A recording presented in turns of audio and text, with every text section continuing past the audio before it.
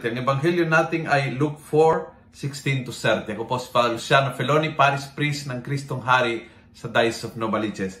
Sabi ng ebanghelyo, Jesus then unrolled the scroll and found the place where it is written, "The Spirit of the Lord is upon me. He has anointed me to bring good news to the poor." And my good news to you is, parehas yung mission natin sa mission ni Jesus. Kung ikaw ay nabinyagan, ako ay nabinyagan, natanggap po natin the same Spirit with the same anointing to bring good news to people, lalo to the poor. Ngayong panahon na ito, ngayong araw na ito, ngayong Lunes nito, sinong bibigyan mo ng good news?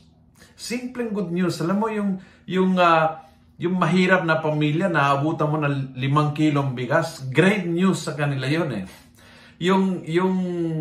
Yung tita mo na nakatira mag-isa at alam mo na lonely siya, na tinatawagan mo, great news sa kanya yun eh. Yung lola mo na bumili ka ng rosaryo at binigay mo at sinamahan mo mag-rosaryo, no, good news sa kanya yun eh. Yung ate ko na mga ilang araw na hindi kami nag-uusap, tatawagan ko ngayong araw na ito, good news sa kanya yun eh. And like that, I can live my anointing sa pamamagitan ng pagdadala ng mabuting balita sa mga tao na nakikihalubilo, na nakikisalamuhan ko ngayong araw na ito. At ganun din ikaw. Anointed tayo, hinirap tayo ng Diyos, at ginawa tayo tagadala ng mabuting balita, lalo-lalo sa mga mahirap.